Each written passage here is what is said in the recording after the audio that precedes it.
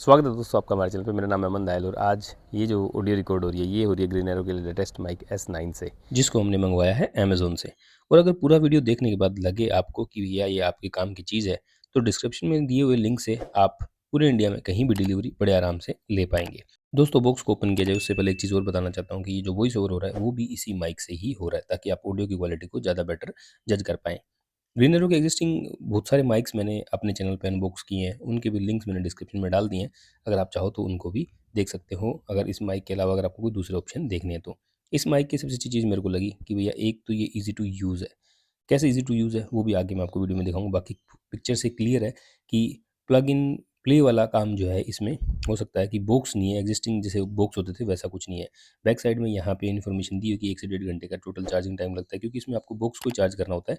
जो receiver unit है उनको अलग से आप चार्ज नहीं कर सकते, तो इस बॉक्स की आपको ज़रूरत हमेशा रहेगी।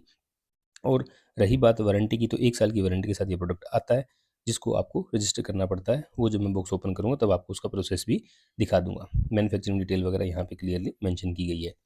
पावर बैकअप भी वेरी करेगा आपके यूजेस के हिसाब से। ये वारंटी कार्ड है, जिसके पीछे कॉन्टैक्ट नंबर और ईमेल आईडी लिखे हुए है, जहाँ पे आप रजिस्टर कर सकते हो अपने प्रोडक्ट को और 1 साल की वारंटी जो है ले सकते हो।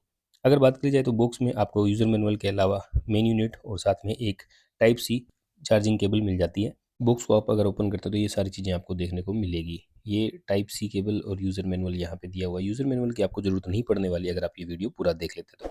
टाइप सी केबल जो है डिसेंट क्वालिटी की है। मुझे लगता है जो एंड्रॉइड यूज़र हैं उनको तो इस केबल की कभी ज़रूरत नहीं पड़ने वाली, क्योंकि वो अपने फ़ोन के चार्जर से ही चार्ज कर लेंगे। यहाँ पे टाइप सी पोर्ट जो है दिया हुआ क्लियरली। और यहाँ पे दोनों साइड जो है जो ट्रांसमीटर है वो लगे हुए हैं, और ऊपर की साइड जो है 2 रिसीवर लगे हुए हैं, एक आईफ़ोन के लिए और एक एंड्रॉइड फ़ोन्स के लिए। और अगर मैं इनको आपको दिखाऊँ पास से, तो पैकेजिंग जो है अभी कंप्लीट ऐसा लग रहा है जैसे कि बॉक्स है, लेकिन एक्चुअल में जैसे ही आप ये यूनिट्स निकाल लेंगे तो ये बॉक्स थोड़ा-सा ऑड लगने लग जाएगा, और इस बॉक्स को कंप्लीट करते हैं ट्रांसमीटर और रिसीवर। रिसीवर को आप जैसे ही छेड़ेंगे ना, ट्रांसमीटर या रिसीवर किसी को भी आप छेड़ते हैं तो नीचे चार्जिंग स्टेटस जो है वो दिख जाएगा कि कितनी चार्जिंग है यहाँ पे।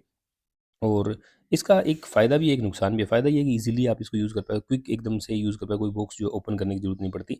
इस साइड आप देख सकते हो कि भैया ये है एप्पल के लिए अडैप्टर, यानी जो रिसीवर है वो एप्पल फ़ोन्स के लिए है। तो कंप्लीट एक पैकेज है, एप्पल के लिए नहीं। यहाँ पे टाइप सी जो है रिसीवर जो है वो यहाँ पे भी आपको देखने को मिल जाता है। इसके ऊपर एक वॉल्यूम कंट्रोल भी है, उसका भी फंक्शन जो मैं आपको आगे बताने वाला हूँ। ये अब देखिए ट्रांसमीटर और रिसीवर निकालने के बाद ये यूनिट कुछ इस तरीके की दिखती है। अब थोड़ी ओड लग रही है ना, लेकिन भैया ये बहुत ही काम की चीज़ है। मैग्नेटिक है, बड़े आराम से आप इसमें फिट कर पाओगे ट्रांसमीटर और रिसीवर को अपनी जगह जो है वो लोग जो एलोकेट इनको दी हुई है, तो बड़ी ईज़िली ये सेट हो जाते हैं। रिसीवर की एक खास बात और भी है, इसमें ऑडियो कंट्रोल भी दिए हैं, जिससे आप ऑडियो अगर कम या ज़्यादा करना चाहो तो इस बटन की हेल्प से 3 लेवल जो है उनमें आप चेंज भी कर पाओगे। सेम ये जो ऑडियो लेवल्स है जो एप्पल के लिए रिसीवर बना हो उसमें भी है। ये है ट्रांसमीटर सबसे इम्पोर्टेंट चीज़, और एक बटन छोटा सा दिया हुआ है जिसकी शायद बहुत ही कम आपको अगर ये कुछ मोड्स चेंज करने हैं तो ये आपको ज़रूरत पड़ने वाली है। अदरवाइज़ ये क्या होता है, जैसे ही आप इसको प्लग आउट करते हैं मेन यूनिट से, ये अपने आप ऑन हो जाता है, कोई बटन दबा के ऑन करने की ज़रूरत नहीं पड़ती। और बैक साइड में आप देखो क्लिप है, बहुत ही सॉलिड क्वालिटी की क्लिप है। और अगर बात करी जाए तो इस क्वालिटी की, तो बहुत ही प्रीमियम सा लगता है। ऐसी बात नहीं कि कोई अगर सस्ते माइक हैं तो कोई चीप फ़ील आती हो। बहुत ही बढ़िया क्वालिटी का मटेरियल जो है यहाँ पे यूज़ किया गया है। लाइट्स जो है आप देख सकते हैं यहाँ पे, इसको अगर आप सिंगल प्रेस करोगे तो नॉइज़ कैंसलेशन मोड को ऑन या ऑफ़ कर सकते हो। अगर 3 बार इसको आप प्रेस करते हैं ना, तो आप क्या कर सकते हो, जो लो जो वर रिवर्बरेशन मोड है उसको ऑन या ऑफ़ कर पाओगे। और सिंगल प्रेस से ये काम करते हैं, बहुत ही सिंपल इसका ऑपरेशन है। जैसे मैंने 3 बार दबाया, आप देख सकते हो रिवर्ब मोड वाली लाइट जो है वो ऑन होगी, और 3 बार दबाने से ये ऑफ भी हो जाती है। तो बहुत ही बढ़िया ये मतलब इसकी क्वालिटी जो है बिजली की।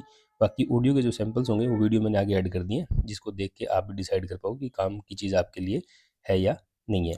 दोस्तों जैसा कि आपने देख लिया कि इसको यूज़ करना कितना आसान है अगर आप इस बॉक्स से बाहर निकालते हो, लेकिन अगर बाकी अगर यूज़ करने के बाद फिट करना चाहे तो थोड़ा-सा रिसीवर के मामले में ध्यान रखना पड़ता है। एक कॉर्नर है जिसके कारण आपको पता लगता है किस साइड फिट होगा, ताकि एक अच्छी बॉक्स शेप जो है वापस बन जाए।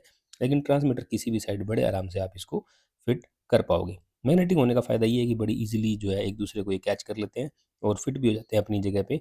और अभी के लिए अगर देखा जाए तो क्वालिटी बहुत ही प्रीमियम लग रही है। मैग्नेट्स की भी बहुत ही अच्छी क्वालिटी के मैग्नेट्स हैं, लेकिन लॉन्ग टर्म में देखते हैं कि इसका क्या कुछ एक्सपीरियंस रहता है। अप्रैल के बाद अगर आप ये वीडियो देख रहे हैं तो कमेंट करके आप मुझसे पूछ सकते हैं।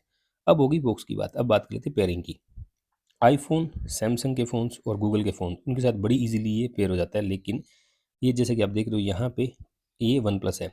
तो चाइनीज़ मैन्युफैक्चरर ओप्पो, वीवो या वन प्लस, इनके साथ सबसे ज़्यादा कॉमन प्रॉब्लम रहेगी कि ये डायरेक्टली पेयर नहीं होंगे। तो आपको क्या करना है, ओटीजी सपोर्ट जो है यहाँ पे, जैसे यूएसबी स्टोरेज जो है ना ओटीजी का, ये ऑन करना पड़ेगा। जैसे ऑन किया ये पेयर हो गया। अदर देन दैट जो नेटिव कैमरा होता है वो फ़ोन का कैमरा, इन माइक्स को, चाइनीज़ फ़ोन होते हुए भी चाइनीज़ माइक को सपोर्ट नहीं कर रहे हैं। तो इसके लिए भैया जो भी आप क्रिएटर्स हो, मेरी बात ध्यान से सुन लेना, और ये वाला जो ओपन कैमरा यूज़ कर रहे ना, यही सपोर्ट करता है। चलिए जी, इंडोर और आउटडोर जो है ऑडियो सैंपल्स भी देख लेते हैं। दोस्तों अगर बात कर ली जाए इंडोर की, तो कुछ इस तरीके की ऑडियो आती है अगर आप कोई माइक यूज़ नहीं करते हैं। तो अगर मैं अब प्लग इन कर लेता हूँ इस ग्रीन एरो के लेटेस्ट माइक को, फिर दिखाता हूँ ऑडियो क्वालिटी में क्या कुछ चेंजेस आते हैं। सेम एटमॉस्फेयर में अगर मैं माइक प्लग इन कर लेता हूँ तो ऑडियो क्वालिटी में कुछ इस तरीके का चेंजेस जो है आपको देखने को मिलेगा।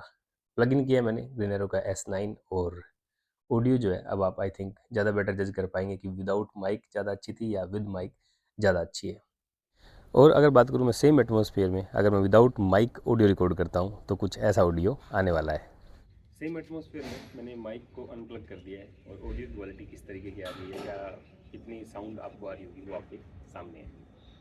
दोस्तों जैसा कि आप देख पा रहे हो, मैंने अभी जो माइक है ये प्लग इन कर लिया है और अपनी कॉलर में जो है पिन कर लिया है।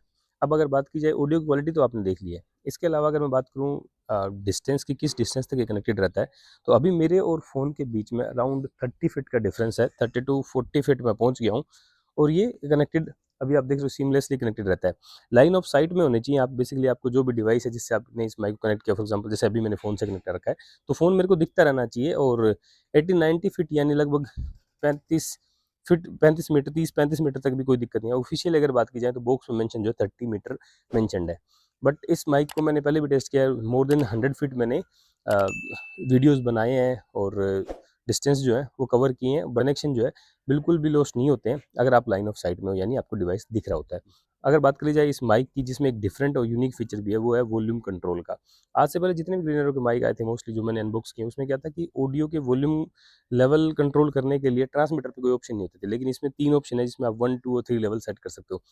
तो मैंने वॉल्यूम का लेवल जो है वो चेंज कर दिया, वॉल्यूम का लेवल जो है अभी मैं ले आया हूँ 1 पे। तो 3 वर्सेस 1 क्या डिफरेंस आया वो आपके सामने है। एक काम करता हूँ, मैं आपको लेवल 2 पे भी इसकी ऑडियो सुना देता हूँ। अभी जो है मैंने ऑडियो का लेवल जो है 2 कर दिया है इसमें, पहले फर्स्ट था, अब सेकंड कर दिया है। इसके बाद मैं 3 लेवल पर भी वापस ले आता हूँ, और आपको डिफरेंस जो है वो भी क्लियरली दिख जाएगा।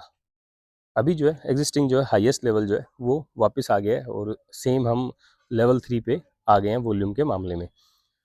तो उम्मीद है दोस्तों सारे एस्पेक्ट्स मैंने जो इस माइक के क्लियर कर दिए हैं। अगर आपके इसके अलावा भी कोई सवाल है, आप कमेंट करके पूछ सकते हैं मुझसे। जल्दी से जल्दी मैं कोशिश करूँगा उनके आंसर आपको कमेंट्स के थ्रू देने की।